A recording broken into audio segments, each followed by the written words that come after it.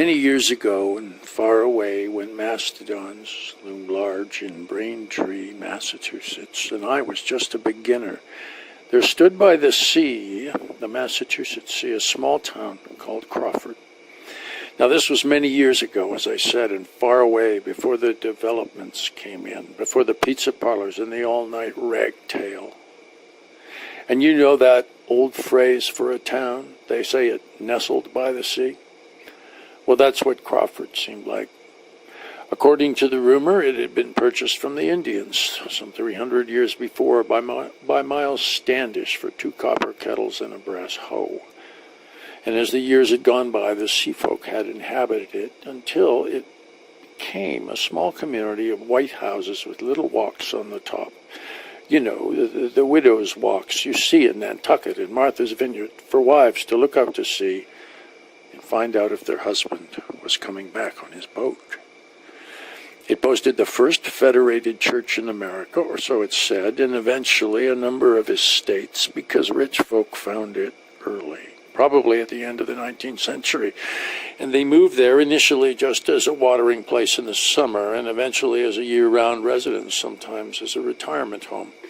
And I think back when I speak, which was the waning days of the Truman administration, things were different. The weather, I think, was different. And people still spoke passionately about the weather anyway. And certainly, this town was very different. You know it was, because it still had a Massachusetts accent. I don't mean a Massachusetts urban accent, but a coastal accent, which was a lot more like a Maine or Vermont. The favorite retort, well, there were two actually. One favorite retort was "Shua, shua," or "I don't doubt you." That accent's another thing that's gone down the tubes as we progress. But there's still a town, in the days which I speak, a terrific estate high on the hill, and it tapers down to a long beach in the water. And the man who owned that estate, his name was Samuel Krieger, I think. Yes, that was it. And his wife had a remarkable first name. It was Moon. And Samuel and Moon Krieger lived there, initially in the summer, and subsequently they retired to this handsome estate on the hill. Quite the loveliest place in Crawford, and it was one of those houses which expanded out of a sea captain's house, so that it was full of cul-de-sacs and bad connections, because it had burgeoned around a small house built around the time of Lincoln, and there had been wings and gables and what have you added, and so it looked like an inconsistent American history of architecture from about 1860 to 1940. And the color, it wasn't white.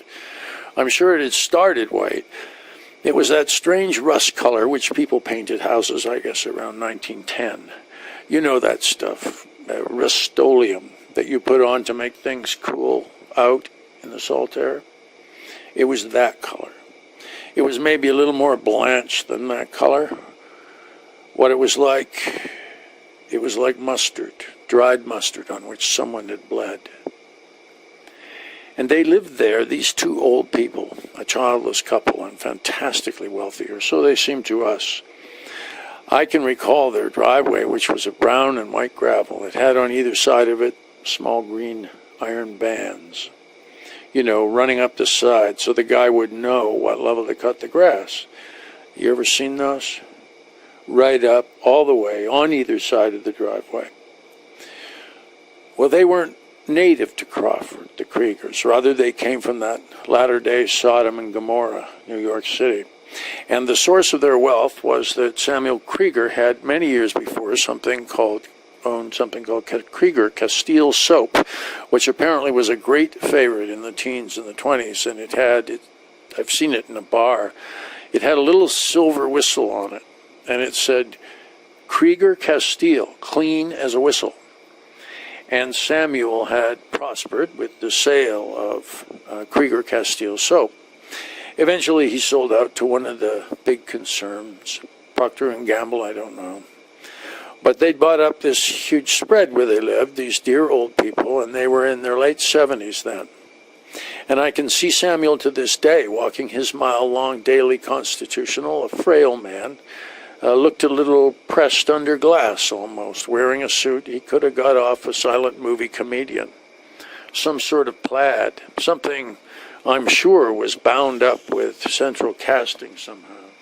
But he was a man of infinite courtesy who, as the cars sped past him, would always tip his hat when he saw a lady, and who would always make a big to-do about stepping aside for other couples to walk by. He walked every day, and it was held to be a great romance, this romance between Samuel and his wife Moon, these old people living their lives out on this big estate with no children.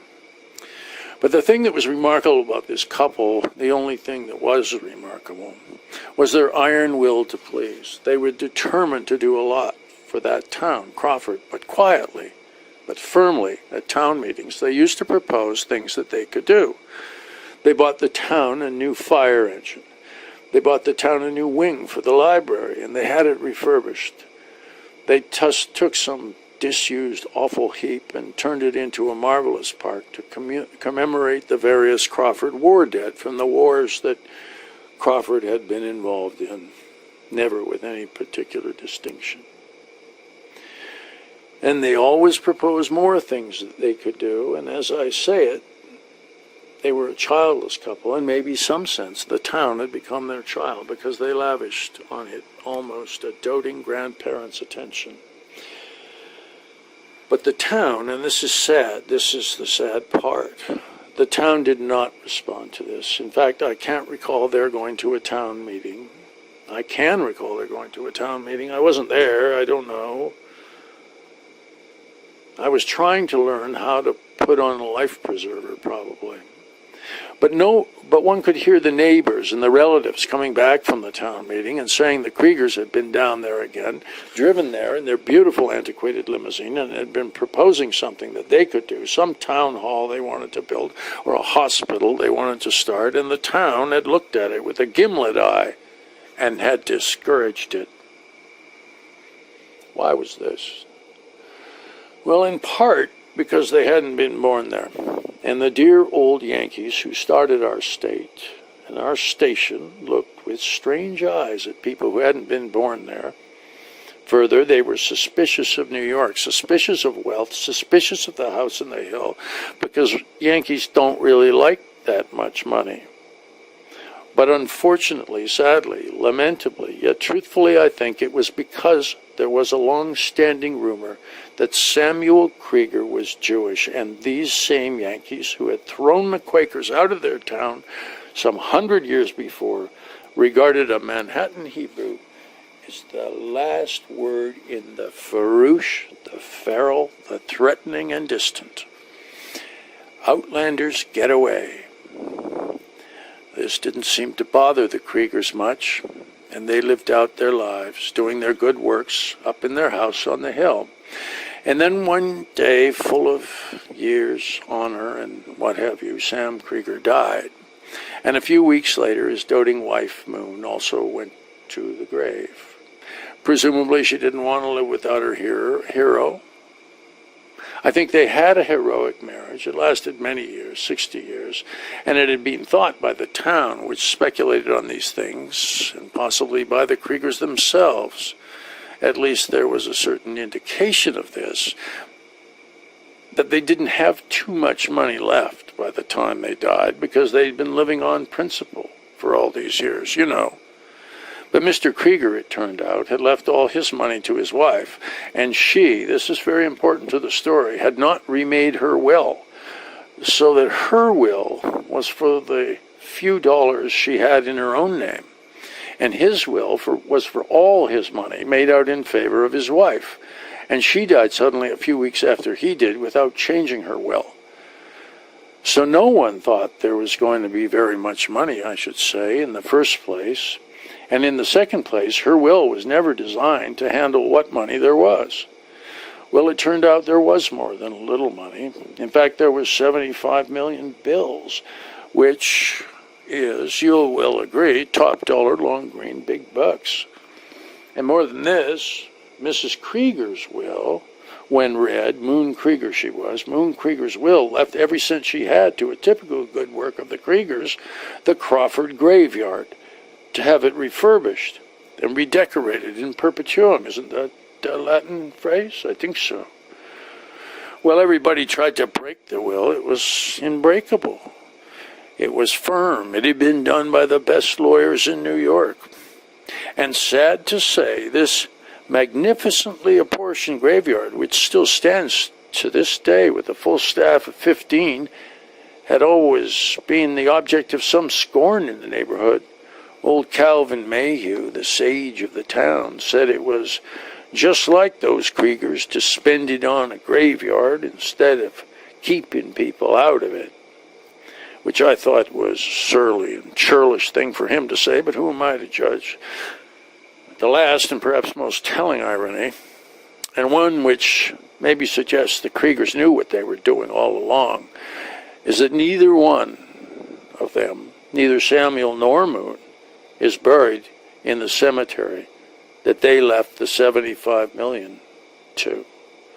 The handsomest cemetery, the palatial cemetery, the famous cemetery, written up in Holiday and what have you, neither of them is buried there. Because what I forgot to tell you is that they had one hobby, and that was the cultivation of roses. In fact, they have a rose named after them, which is sold everywhere. It's called the Krieger rose, and they were both cremated and sprinkled in their favorite rose garden. In fact, the Kriegers were recycled, and I think they were happy in the end, being food for flowers. Good night.